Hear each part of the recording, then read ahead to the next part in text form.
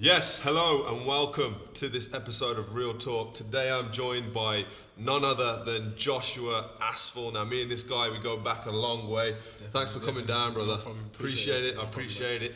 Now look, today obviously we're in a different environment. I thought we'd get the penthouse view today. Come to the top floor for a top floor discussion. Really excited to talk about some of the things that, look, you've been working on. You've been a busy man. Right, a very busy man. Why don't you introduce yourself, who you are, and if somebody doesn't know you, what you're working on and what you're doing right now. Okay, so my name's Aaron said, Joshua Asphall. I am a senior leader at a secondary school. I'm an author, fitness guy, and just all around education expert. Okay. Yeah. I can tell about the fitness. That suit doesn't look like it's about to stay. We're trying. You gotta slow down. Your clothes ain't gonna fit no more, man. So look, we're gonna talk about obviously our history. I've known you for a long time. A long time. Talking 10, 15 maybe. Yeah, something pushing. And it's crazy. Even the man who's manning the camera, he was there in those early days as well, Mr. Dawson. Yeah, so look, 10, 15, we're going in. Let's kick off with what's most recent. Okay. The BBC, they want to know about it, right? Yeah. We want to know about it. Okay. What is this publication, this book that you've authored? What is it called? What is it about? And then we can dig deeper into that, man. Tell me or tell them. It's up to you. Whoever you want to tell. Yeah, so the book it's called They Didn't Tell Us This Life, okay? And it's what you didn't know and what they didn't tell us growing up. And when I say they, it's about society. So school, parents, society in general. And it just touches on all the key aspects and areas of life that we just don't learn when we grow up, or people just don't tell us. So for example, what's it really like to have children? What's it really like about education? Do you need to go to university? What's it like finances? How do you buy your first house? How do you finance a car? How do you save? Simple stuff, yeah? What's it like to deal with emotions and things like, what's it like coming home from a broken home? So all these key aspects and areas of life that people have to go through regardless of what your circumstances. I've been through most of them, yeah. So I'm giving it in a raw, real, and personal way. Because I'm giving you from my advice, what's happened, but most importantly, how to deal with them if they come. So that's what the book's about. So yes, these are the aspects and areas of life that you're going to face or may face. But more importantly, if you do face them, this is how you deal with them. So it's just like a war. You're always going to go to war with a strategy. It's a bit like that. Oh shit! Talking my language, brother. Oh my! Now you know why he's here. Listen, the guy can talk more than me. This is it. This is why you're here. Let's talk. Let's go to war. That's what I want to talk about. So look, first of all, I love and I really love when we first had this discussion a couple of weeks or maybe a month ago, whenever. And you were telling me about the book, and you obviously sent me over some chapters, which, by the way, blew me away to find out what you've been up to. But let's talk about your position in the world right now and what you're responsible for. So you're a senior leader in education. So break down what that's like and why you're in that field and what you've learned, most importantly, from seeing these kids every day. Senior leader, so head of faculty, which is just like a junior assistant head. Okay, one of the youngest heads of faculties in the UK. I was head of faculty when I was 24. I've been teaching 5 years, so I've definitely kind of ranked quick. I wouldn't say I'm anything special, but I'm very good at working hard and understanding what I need to do to get where I need to go. That's the only difference between myself and someone else. And I've made sure I've used my position to not only educate students, but also to educate them in academics, but also life. So this is what our classes are about. So when we're in the classroom, I'm going to obviously teach what we need to know from the curriculum. I'm also going to tell you what are the things to look out for life, what do you need to know, things that people don't tell you. This is what the book's about. And for me, my position is, again, I'm a senior leader, and so I look after all of technology, all of ICT, and then I've got my whole school responsibilities as your assistant heads do. But for me, it's more about I'm looking, how can I make an impact in the younger generation's life? So what we're saying right now is, this is missing from the curriculum. 100%. I know for a fact we didn't go through this in my school. 100%. Right? Why is this missing from the curriculum? I think it's missing from the curriculum because I think it's very touchy, delicate subjects, and it's not nice to think of. For example, someone speaking about what's going to happen if you have children and it doesn't work out with the parents. It's very difficult to have. Talk about children having kids now. They might experience this straight out of school or in school. Or in school, do you know what I mean? So, and it's a very difficult thing to say to a 15, 16, 17-year-old, this is what it's like. And I think schools don't teach you this. We do. Obviously, everyone knows we do your PSHE, and we talk about sex education, and we talk about these lovely commercial things, but we don't talk about the nitty gritty, the things that everyone actually goes through. Do you know what I mean? And I think for me, it's the missing part in education, talking about the things that and aspects, the areas of life that are difficult. And for me, this book is it's difficult conversation. So I'm having a difficult conversation that people, society, and parents are not telling you. But because I've been through it, I think I should be able to tell you.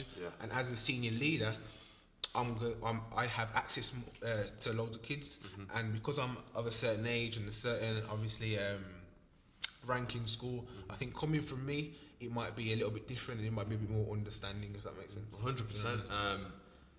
With that said, you know, these kids, you've seen it firsthand that these are going to be the next generation of 100%. Workforce, the next generation of entrepreneurs, the next generation of firefighters, nurses, doctors, you name it. These are the people who you're speaking to on a daily basis, right? These are the people who you're influencing and being influenced by.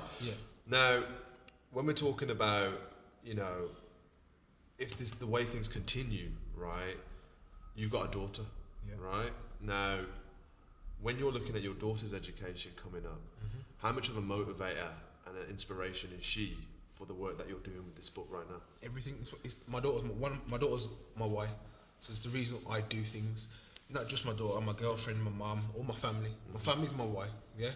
And for me, I say it'll be a real success as a father. My biggest success would be when my daughter grows up, she's going to be super educated. She's going to go to the best schools. That's a non-negotiable. That's just me. You know what I'm saying? Yeah, that's just how it's going to be. However, my biggest success would be she grows up knowing life to the fullest, as in knowing what to expect in all aspects and areas of life. So she's going to be educated in academics, but I want her to be educated just as much in life. And for me, that's going to be my big success, educating her in life as well. And would you say, I mean, would it be fair to say then that schools and the way they are, they're kind of set up in a circumstance and anticipating that everything's going to go right?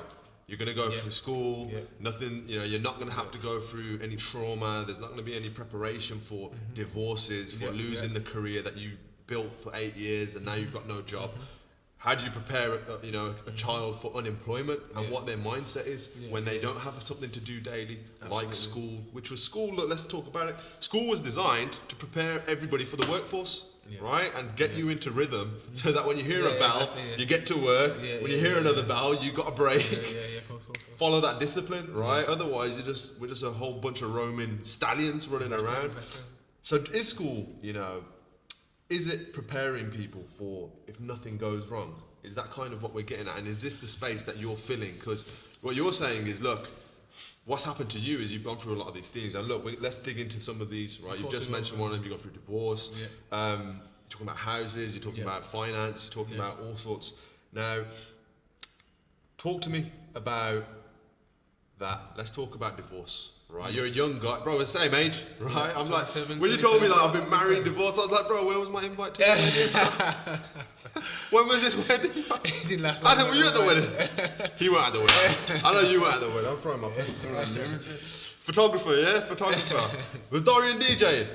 No, he wasn't. Right, okay, as long as Dorian was he there? He wasn't even there. I'm glad Dorian wasn't there. I definitely there, shouldn't have been there. Maybe I was away. Let's just say that. Anyway, talk to me about, first of all, marriage, the concept of marriage. What is marriage to you? Why did you get married? And then we can go about why it broke down.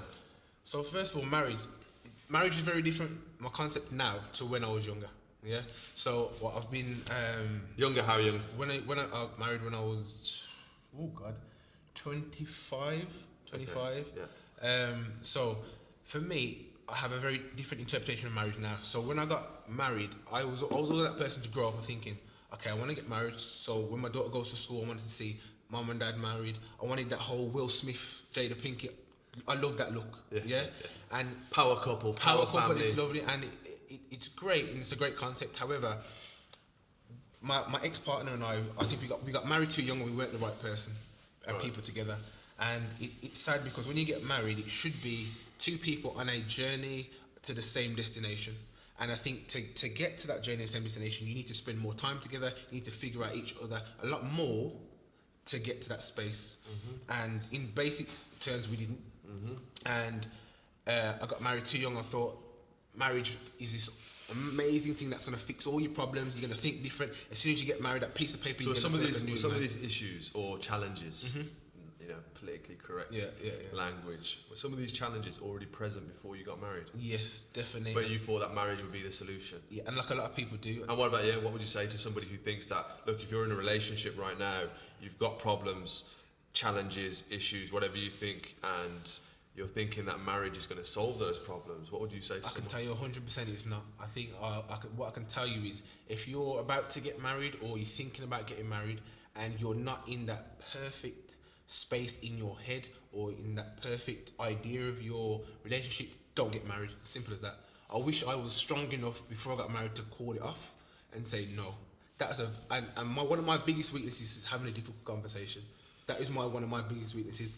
And I remember driving home. I don't think I've ever told anyone this. Driving home one day. Well, you're going to tell a lot of people right now. I'm going to tell a lot of people right now.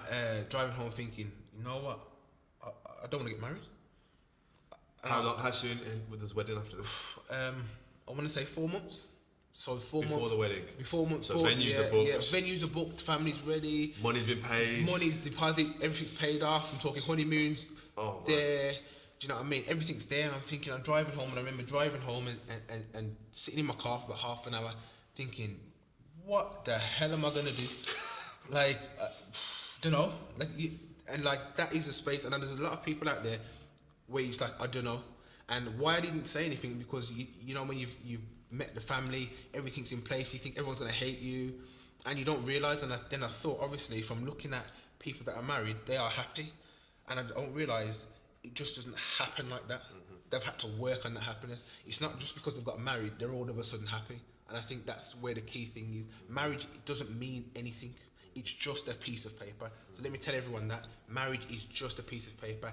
You are married when you are happy, when you have a successful relationship, when everything's in place, and that takes years. It doesn't take 1 day, 2 days, or a year. Do you know what I mean? 100%. So marriage is a long-term, ongoing thing. It's not an agreement. It's not a day. It's a deal. It's an agreement. It's a business. Agreement and business that lasts over a lifetime. Yeah. So it's not just a day. It's not just a thing. It's not a £10,000 day. Do you know what I mean? Or 20. Or if you're Indian, £100,000 day. That's a house. The Indian weddings, we throw it big.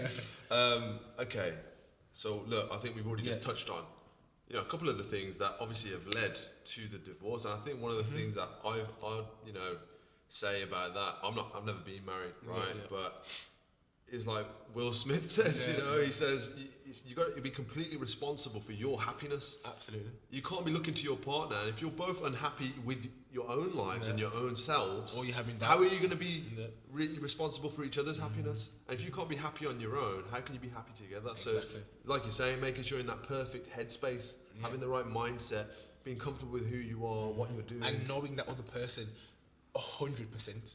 So if you only know that person 80%, 90%, you need to go through some hard times. You need to go through some stuff.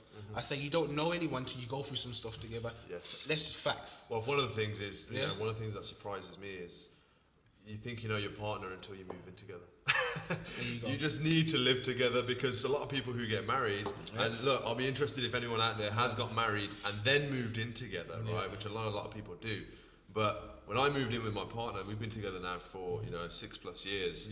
I need to get a move on, but you need to get a move on. But we've lived together for that whole period almost, right? And the first couple of years were absolute chaos, getting to know each other, find each other's habits. Listen, You've got someone monitoring you every day. So you've got to be something better than you are on your own. And you're going to go through that transition stage where you're just going to annoy each other.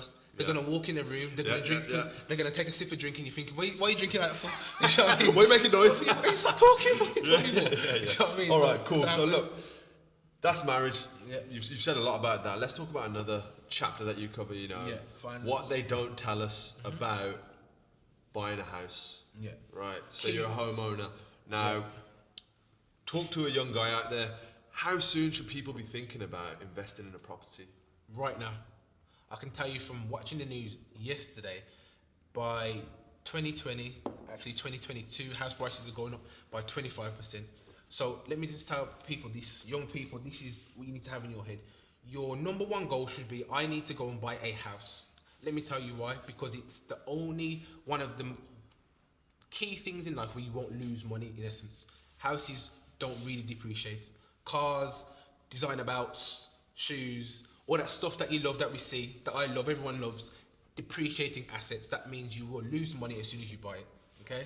So that should be always be your number one goal. And for me, I work hard, I save my money because I want that big house, because that is what most people, or you should be seen as. That's your asset. That's your biggest asset in life. Do you know what I mean? That's your solid money. So if you're saying you've got 2 million in the bank, so most people are talking about they've got a house worth 2 million. The assets are worth. That's your assets. Yeah. Do you know what I mean? For sure. So for me, I got my Roman Road. So if you live in Birmingham, you know what Roman Road is. That's Sutton Coldfield. That's your cream of the crop. That's your private friends who live there. Yeah. So that's where I'm trying to head to. Okay. You know what I mean? Good. So for everything I do, I've always got that in my mind. Yeah. I'm always going to push to that. Okay. And even when I get there, I'm still going to push. But that's where I am.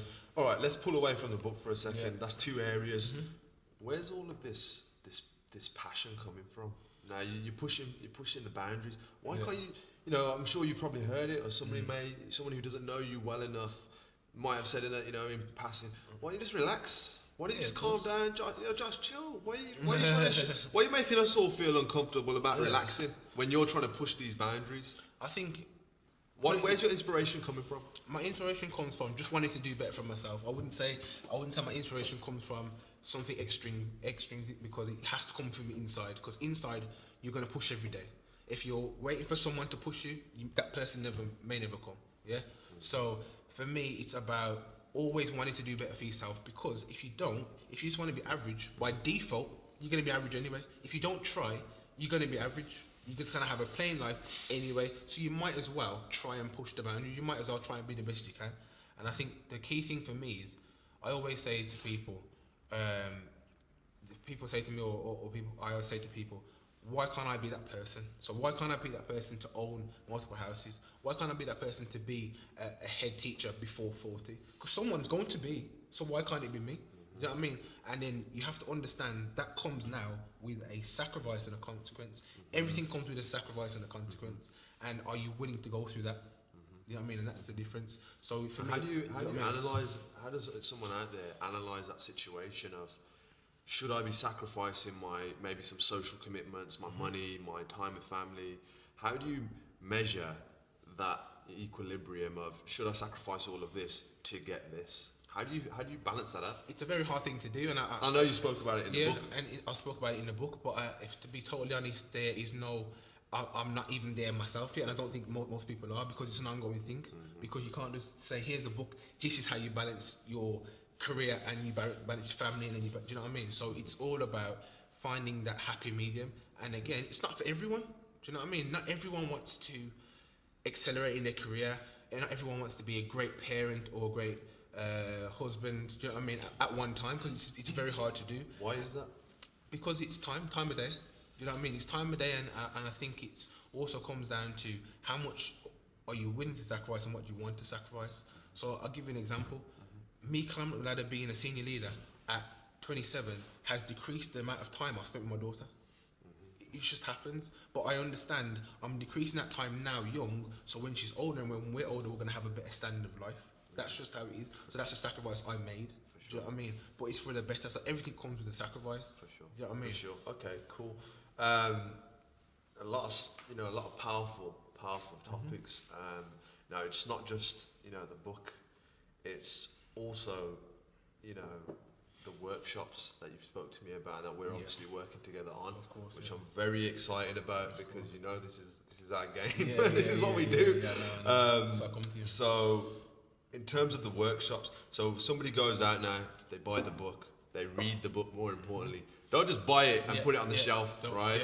But one thing you said to me when we were talking about the book was, this isn't a book you want someone to read cover to cover. No, you want them to grab a chapter. You're going through divorce, read this chapter. Yeah. You're going through buying your first house, read this chapter. Yeah. Talk to me a bit about that. So Why? So the book's meant to add value. So I'm not releasing the book because I want to make money. It's nothing to do with that. So I said to people, I said to you before actually, the first conversation we had, if you read this book and it doesn't add value to your life, you email me and you'll get a refund straight back. I'm not even going to ask you the question. Because I believe that much in the book is because it adds value to your life by giving you tools to handle difficult situations. Yeah, it's as simple as that. Mm-hmm. So for me, I'm saying that. Yeah. So once they've bought the book, they've read the book. Yeah. Then the workshops. The workshops are to bring the book to life, in essence. Okay. So it's give you a bit more detail about key things and give you a bit more understanding and things to take away. So if we talk about the education chapter, the workshops will give you 10 jobs that you can go into right now without having a degree in 2018. Mm-hmm. The finance chapter will tell you, okay, these are the steps, 5 steps you need to do to go and get your house. So it's going to tell you how much you need to save as in deposit, what the solicitor's fees are going to be like, because I think people don't realise. You think I need 10 grand, but you need to pay solicitor's fees. Yeah. So it's going to break it down in a real key, short and precise way. So let me give you an example. You know when you buy a TV, brand new LCD TV and QLED, QLED 4K, and you've got the owner's manual and you've got the quick start guide. Yeah, my book's the quick start guide. And what does everyone read? Until it breaks. The quick start guide. Yeah. Until every resource is gone. Yeah. No, they don't even go to the manual. They don't even look at the manual. They go to Google or they ring someone. Or they read a book. You know what I mean? So for me, this is the quick start. This is the equivalent to your quick start guide. It's given to you in short, sharp, and key areas of life. It's not. There's not waffle in it. Do you know what I mean? It's just the short things so you can pick it up. It's a 100-page book. It's a guide. It's not even a novel. It's a guide. Okay, you know good. One of the last and one of the most powerful chapters, and one of the most powerful discussions, that is a guarantee. All right, buying a house. Some people don't want to buy a house, right? Mm-hmm. There's the new culture of these traveling, individuals who don't buy a house. You can make more money. You can't make more memories and that meme and all that. Cute. Which is it's great. Cute. It's great. Look, but it's cute. I'm reading these as I'm working every day of my week. It's a Saturday today. It's a Saturday. We're here. Right? Sacrifice. Anyway, these guys are too lazy, man. But anyway, they're all sit on the beach. But one of the most powerful things that we've discussed has been, and everyone's going to go through this. Mm-hmm. You don't want to buy a house, great. You don't want to get a car, great. You don't want to, start a business or whatever it is, great. You don't want to learn how to save your money, great. But everyone's going to experience loss, right? And that's loss of family. That's loss of friends. That's loss of some really heavy emotional things. Absolutely. Now,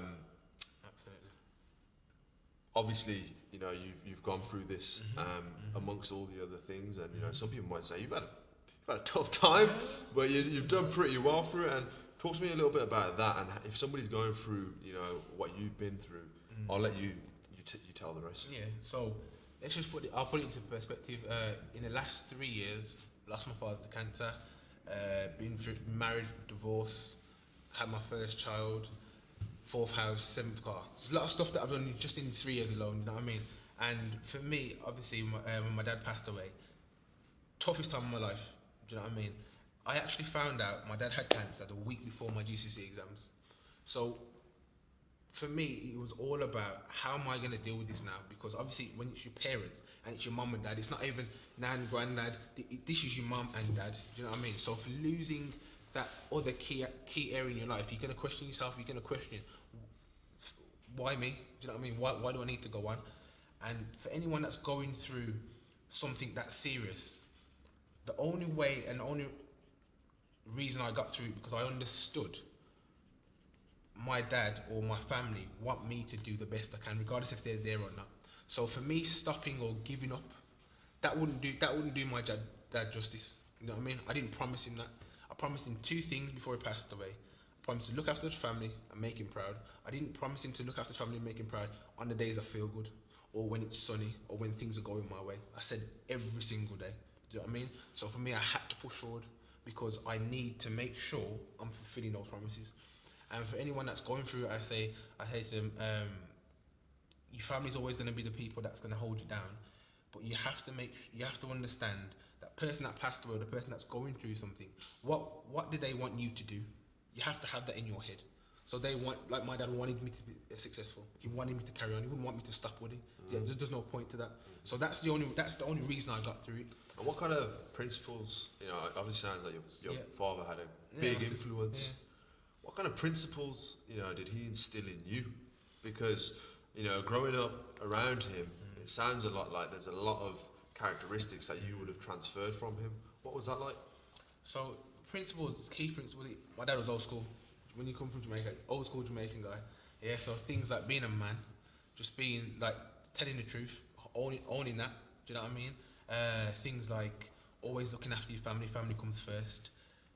There's gonna be hard times in life. That's absolutely. So if you're gonna go through life and you're gonna think everything's gonna be hunky dory, it's not happening. So he made sure and he told me that there's gonna be some times where you're nearly gonna break, but just don't break. That's the difference. You know what I mean? And there's gonna be times where you're gonna go through things and you're gonna feel like you're broken. As long as it's okay to break down. It's not okay to break. And that's the key thing my dad told me. So that's what I tried to make sure I did. That's amazing. That's amazing. So your dad was from Jamaica. Yeah. So you're first generation British. Yeah. Okay, and what's that like? Because I'm second generation. My parents, my grandparents from India. My parents were both born here. Yeah. So I'm second generation British, right? You're first generation British. What's it been like, man? You know, growing up in the UK. I mean, how much opportunity is here? Your parents obviously came for a reason, right? Yeah. Talk to me about the wealth of opportunities. Look, we're talking about so much property, you know, all this great stuff. Would that be possible anywhere in the world? I think it depends. Obviously, if you come here from another country, for me, I was born here, so I was fortunate enough to go through a good education. My mum and dad sent me far away from where I lived. I lived in Handsworth Wood, close to Handsworth, so I went 10 miles away from school, one of the best schools, and I had to drive 40 minutes every single day to school and back to school. Same as me when I was in Handsworth. I was going to the place in the Starbridge. Absolutely. You know Shout out Haybridge High School, all my people. What's your school? Bishop Chandler, massive. Shout out the alumni. But for me, it was more of making sure that obviously I went to a good school, and also growing up in a Jamaican culture, we still had the same kind of work hard, make sure you're doing what you need to do. The opportunities there was because I went to a good school, I got good GCSE results, I was in those places. But I'm a firm believer that the reason why I'm successful, or the reason why people are successful, because I don't think success has a race or a discrimination. Simply because, yes, I understand there's racists in the world. Of course, I'm not saying that. What I'm saying is, when you're that good, they can't deny you. It's as simple as that. Regardless if you're black, white, tall, skinny, whatever, yeah.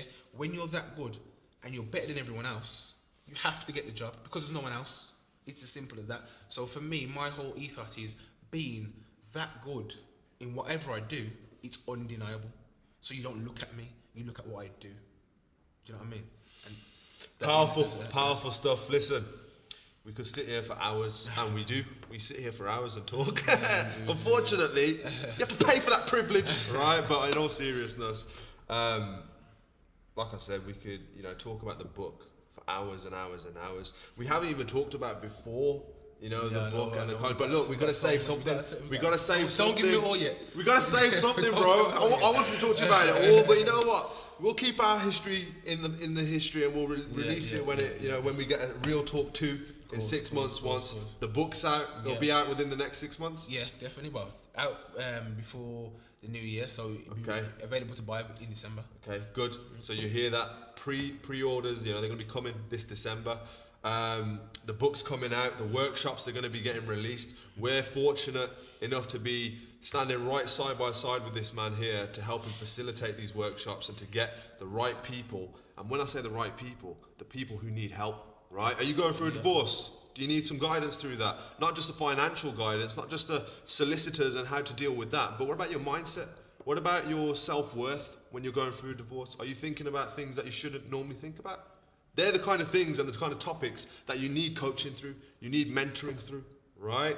That's one of the topics. Property, you're buying your first house. This guy's on his 4th property. He's going to be guiding people to overcome the challenges in life, but more so and more importantly, to prosper in life. Because it's not about running away from challenges and handling the negative. It's about attracting the positive, right? That's what we're all about. My brother, thank you so much. His details are going to be underneath this video. Check him out. Reach out to him. Are you going through some of these things? Has this video impacted you? Reach out to him. I know he's going to be open to helping a lot of people. We'll see you on the next one.